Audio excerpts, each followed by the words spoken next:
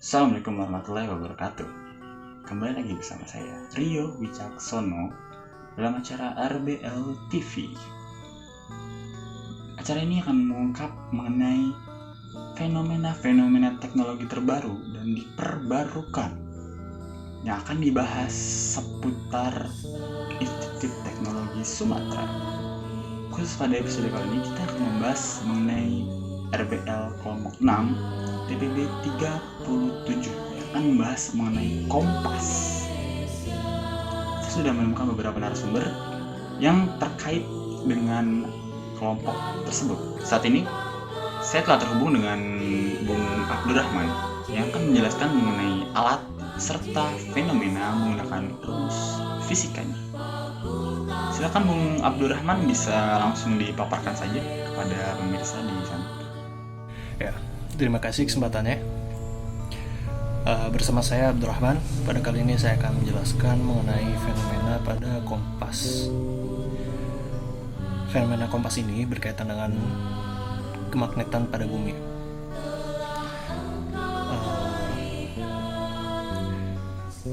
Menurut Mikrojidin Abdullah, bumi kita sebenarnya adalah sebuah magnet permanen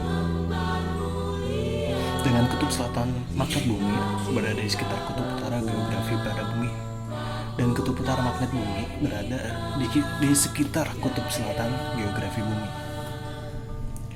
Lokasi kutub magnet bumi tidak tepat berimpit dengan kutub geografi bumi, sehingga jarum pada kompas tidak tepat mengarah ke kutub-kutub bumi. Massa bumi sangatlah besar, sehingga magnet manapun yang berada di permukaan bumi akan mengatur orientasinya mengikuti tarikan magnet bumi.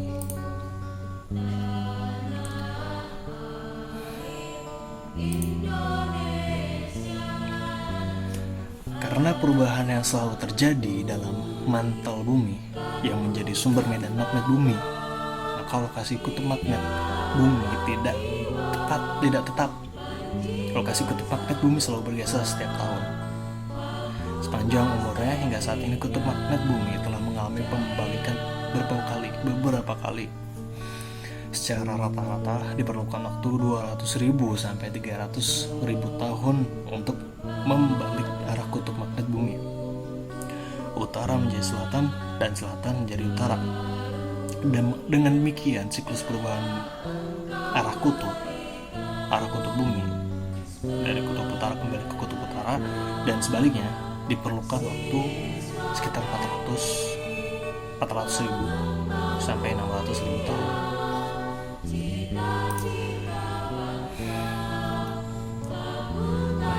Kutub selatan magnet bumi saat ini berada di utara Kanada, bagian utara Kanada, pada jarak sekitar 1.300 km dari kutub utara geografi bumi.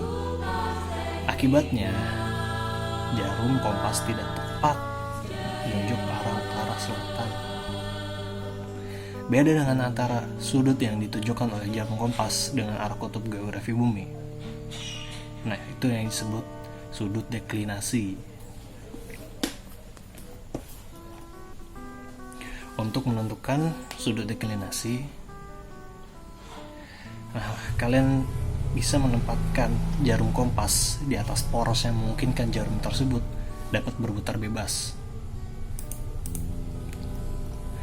dalam arah horizontal. Amati arah kutub selatan dan utara dari jarum kompas dan amati juga arah selatan utara geografi di tempat tersebut. Sudut yang dibentuk oleh kedua arah tersebut itu yang disebut dengan sudut deklinasi.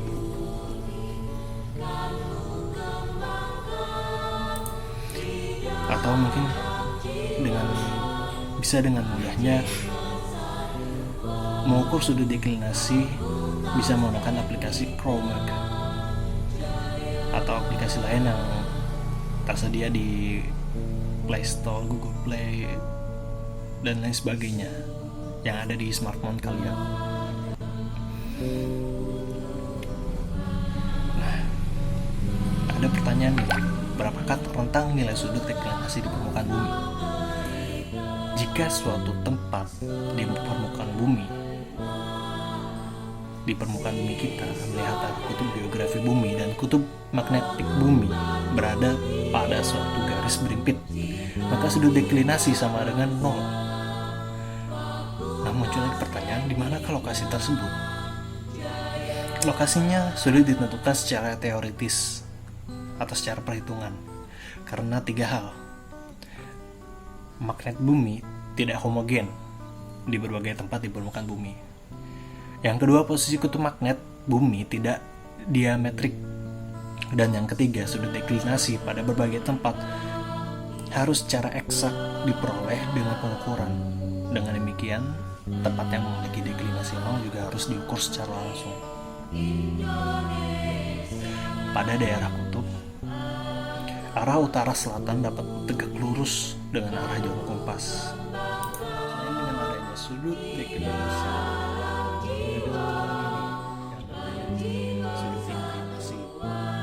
sudut inklinasi didefinisikan sebagai sudut yang dibentuk oleh garis hubungan kutub utara-selatan jarum kompas dengan garis horizontal pada tempat tersebut. Untuk menentukan sudut inklinasi, kalian bisa tempatkan jarum kompas pada poros yang memungkinkan jarum berputar bebas dalam arah vertikal. Amati arah kutub utara-selatan. Amati arah kutub selatan-utara. Jarum kompas tangan garis horizontal. Sudut yang dibentuk oleh kedua arah tersebut disebut sudut inklinasi.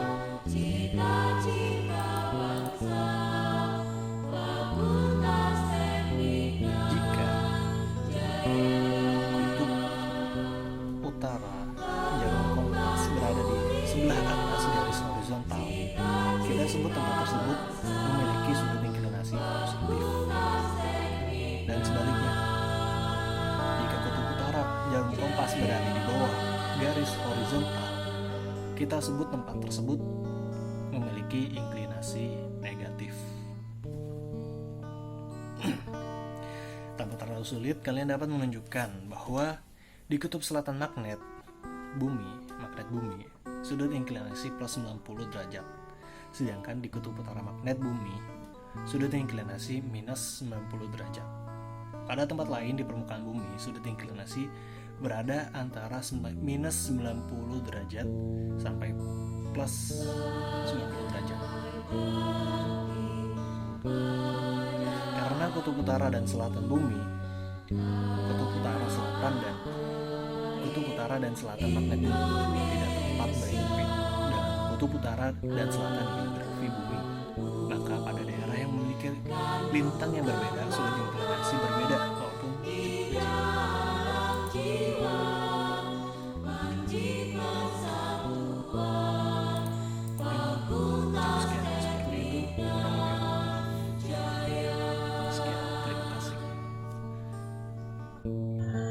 Terima kasih kepada Bung Abdurrahman atas penjelasannya mengenai kompas serta fenomena terkait hukum fisika. Kemudian, bagaimana kompas dapat tercipta? Sejarah mengenai kompas serta boneka ini. Kita telah terhubung dengan saudari L yang akan menjelaskan tentang hal tersebut. Silakan, saudari L, bisa diperjelas mengenai hal tersebut. Sekarang saya akan menjelaskan mengenai kompas dan keunikannya. Kompas adalah alat navigasi untuk menentukan arah berupa sebuah panah penunjuk magnetis yang bebas menyelaraskan dirinya dengan medan magnet bumi secara akurat. Kompas memberikan rujukan arah tertentu sehingga sangat membantu dalam bidang navigasi. Arah mata angin yang ditunjuknya adalah utara, selatan, timur, dan barat. Kompas magnetik pertama kali ditemukan sebagai perlengkapan untuk ramalan pada awal dinasti Han Tiongkok sejak sekitar 206 sebelum Masehi dan kemudian diadopsi untuk navigasi oleh dinasti Song selama abad ke-11. Kemudian pada tahun 1877, orang Inggris William Thomson membuat kompas yang dapat diterima oleh semua negara. dengan memperbaiki kesalahan-kesalahan yang timbul dari deviasi magnetik karena meningkatnya penggunaan besi dalam arsitektur kapal. Tapi, tahukah kamu keunikan kompas? Pertama, kompas itu bekerja dipengaruhi oleh magnet yang berada di sekitarnya.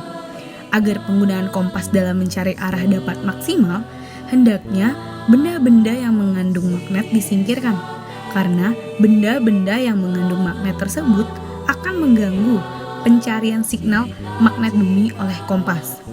Kedua, pernah nggak sih kamu perhatiin kalau kompas itu selalu menunjukkan arah utara dan selatan aja? Mengapa demikian? Hal itu dikarenakan prinsip kerja kompas, yaitu adanya gaya tarik-menarik antara magnet pada jarum kompas dengan kutub magnet bumi, yaitu utara dan selatan, sehingga jarum kompas yang terbuat dari magnet memiliki kutub utara dan selatan akan selalu menunjuk arah utara dan selatan. Ketiga, karena kita akan membuat magnet sederhana, maka alat-alat yang dibutuhkan untuk membuatnya sangat mudah didapatkan di kehidupan kita sehari-hari. Terima kasih. Terima kasih atas penjelasan dari Saudari L mengenai sejarah serta keunikan kompas. Sudah terjawab mengapa kompas selalu menunjukkan arah utara dan selatan, serta bagaimana sejarah kompas yang dimulai dari dinasti Tiongkok, dinasti Han, kemudian dari dinasti Song, kemudian diadopsi oleh William Thomson. Kemudian, tidak seberlama-lama lagi, kita akan masuk pada bagian penjelasan mengenai alat dari kelompok 6, TPB 37. Mari kita simak video berikut ini. Assalamualaikum warahmatullahi wabarakatuh. Salam Om Swastiastu, Namo Buddhaya, salam kebajikan. Saya akan menjelaskan apa aja sih yang dibutuhkan dan bagaimana sih cara membuat kompas jarum sederhana. Pertama-tama, sediakanlah styrofoam atau plastik busa. Kemudian, kertas yang sudah dibulatkan atau sudah dipotong ditandai dengan arah mata angin. Lalu sediakan magnet dan jarum. Kan jarum jahit ke magnet selama lebih kurang 30 detik. Tujuannya agar jarum jahit menjadi magnet. Jarum jahit sudah menjadi magnet. Kemudian siapkan mangkok dan isi dengan air. Dan taruh styrofoam dan jarum ke dalam mangkok. Hal ini bertujuan untuk menentukan posisi utara dan selatan kompas yang kita buat. Jika sudah didapatkan posisi utara dan selatan kompas yang kita buat, lalu tempelkan kertas pada styrofoam. Kompas siap digunakan. Baiklah, setelah kita selesai membahas mengenai cara membuat kompas sederhana dari bahan jarum, kita akan membahas mengenai kekurangan dari kompas yang akan dibahas oleh Bung Reshad. Saya telah terhubung dengan Bung Reshad. Halo, selamat malam Bung Reshad. Boleh silakan dijelaskan mengenai kekurangan dari kompas. Halo, selamat malam Bung Rio. Oke, di sini saya akan menjelaskan tentang kekurangan kompas itu sendiri. Kompas memiliki kekurangan seperti satu, dia memiliki piringan yang sangat mudah untuk bergerak atau sensitif untuk bergerak, sehingga bagi pengguna atau yang mau menggunakan kompas itu sendiri harus memposisikan dirinya dengan baik agar mendapatkan informasi dari kompas itu sendiri. Kemudian yang kedua, dia memiliki strip yang mewakili dua skala yang validitasnya, pengukurannya, besar sudutnya itu masih kurang, terutama untuk pengukuran kompas dengan angka ganjil. Pengukuran biasanya berdasarkan pemikiran atau teorinya masing-masing bagi pengguna kompas itu sendiri. Ya, terima kasih. Itu saja dari saya. Oke, baiklah. Terima kasih Bung Reshad atas penjelasannya mengenai kekurangan dari kompas. Kita jadi semakin mengetahui nih bagaimana cara untuk menutup kehidupan orang tersebut. Selanjutnya, RBL berfokus kepada cara kita untuk memperbarui alat yang sudah ada.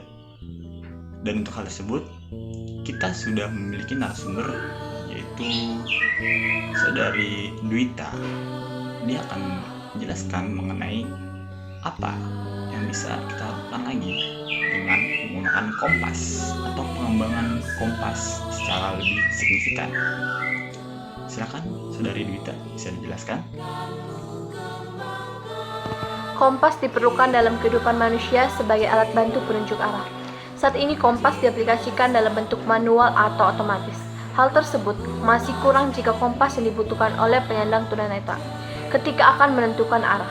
Dengan berkembangnya teknologi yang menciptakan alat-alat elektronik modern dapat diaplikasikan dalam perancangan dan pembuatan alat penunjuk arah otomatis. Pengembangan akan penunjuk arah otomatis dan dari manual menjadi otomatis.